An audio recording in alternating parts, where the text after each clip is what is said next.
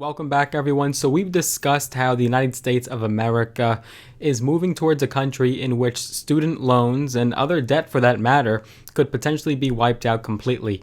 We've discussed this in many videos in the past, and with this latest research that was just released this week, I want to take a look at it and show you why it's so significant and what it could mean for you. So let's discuss this latest news in regards to student loan cancellation in today's video. I want to get started and dive right in, but before we do, as always, make sure you folks do a couple things for me. Number one, give this video a tremendous thumbs up, smash the like button. If this video does get to 500 likes, we will do a cash giveaway where we give away $100 to a few of you lucky subscribers. And if you haven't already, make sure that you are subscribed to this channel, click that big red button and have notifications turned on.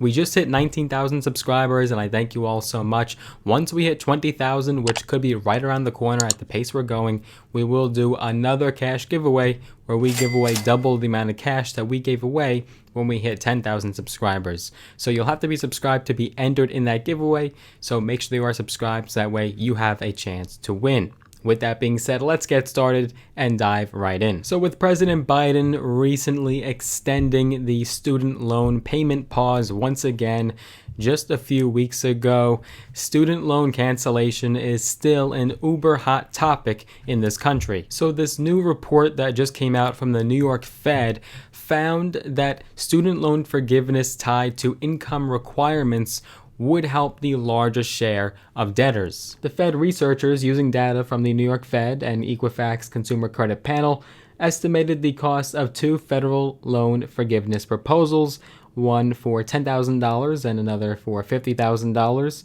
They found that limited forgiveness and placing income caps on who would be eligible would distribute a larger share of benefits to low-income borrowers, while also reducing the cost of forgiveness overall. In their report, the researchers wrote, quote, "In general, we find that smaller student loan forgiveness policies distribute a larger share of benefits to lower credit score borrowers and to those that live in less wealthy and minority neighborhoods relative to the share of balances they hold. Whereas increasing the forgiveness amount, they said, increases the share of total forgiven debt for higher credit score borrowers and those living in richer neighborhoods with a majority of white residents." So in other words, basically what they're saying is that instead of doing a widespread debt cancellation, which President Biden campaigned and promised he would do, what they're saying is that we should rather do a smaller scale cancellation so that way people with the lowest credit scores and relative to their income and how much debt they have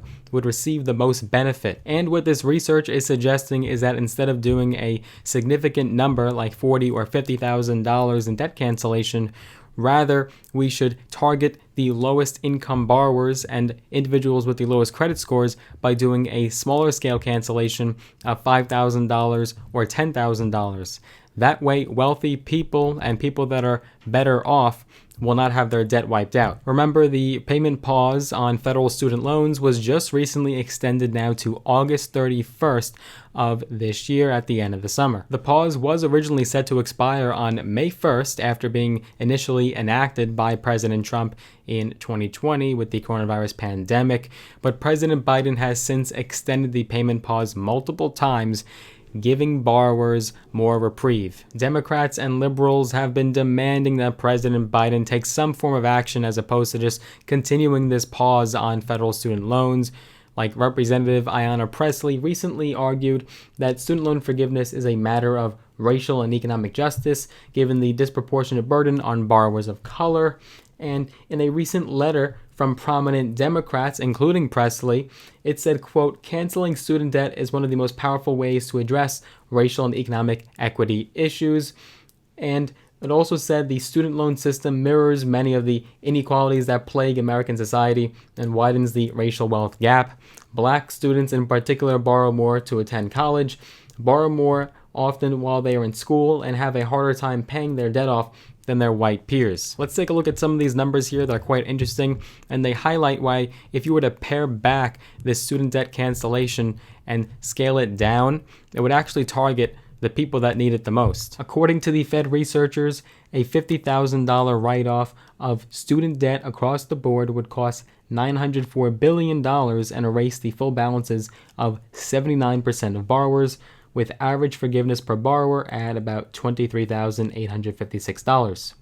A $10,000 write-off, however, of federal student loans would cost an estimated $321 billion and erase the full balance of 31.3% of borrowers, while the average borrower would see $8,478 in forgiveness. Adding income limits would reduce the cost of these plans. By adding a household income limit of $75,000, the cost of the $50,000 forgiveness plan drops from $904 billion to $507 billion, which is a 45% reduction. And by introducing a $75,000 income limit to the $10,000 forgiveness plan, the cost drops from $321 billion to $182 billion. So not only if you were to reduce the amount of student debt cancellation, but also put these income caps on it to target middle class and lower class Americans, you would also be saving a lot of money. Nearly half the amount of money it would cost to do this cancellation. And that could get President Biden or Congress on board with actually passing something and getting it finally done. And remember, it's not just young people, it's not just people my age and also millennials that hold this student debt. It's also our elderly and seniors that have student debt as well.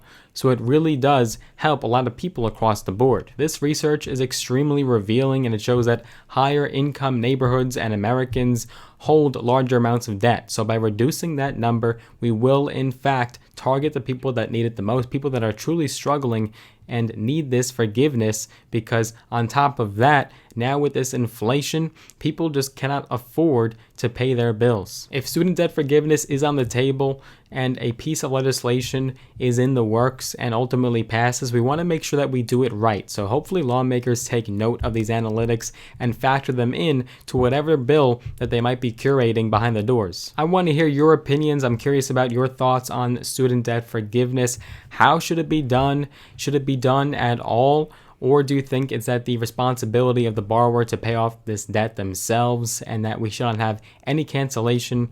If you are in favor of cancellation, who should the money go to and who should receive the benefit? Let us know down below in the comment section. I am curious to hear. More developments will follow suit. Obviously, if President Biden were to extend that pause one more time, you folks will be the first to know, and we'll update you here on this channel. I wouldn't be surprised at this point if he extends it again. He's done it so many times and just months before the midterms, and he would really screw over a lot of his voters by not extending it again. So I would probably anticipate there is a high probability that he will extend the pause one more time and maybe even feed into 2023. We'll see what happens. But more news is to come. I hope you enjoyed this video. I hope you got value out of it. If you did, make sure you share it with a friend. Get the word out. Spread it on social media. Make sure you like this video. Smash the like button. I'd appreciate that. If you haven't already, of course, make sure you are subscribed and have notifications turned on. If you want to get some free stocks, all on me, all free, use the links down below in the description of this video. Sign up with the brokerage platforms Robinhood and or Webull. You'll get some free stocks, some of them valued up to thousands of dollars in some cases, so let us know what stocks you get. And if you want to connect me on social media, I am on Instagram, I'm on Facebook. Links are down below. Connect me across all social media platforms, and I look forward to seeing you guys in the next video. Take care for now.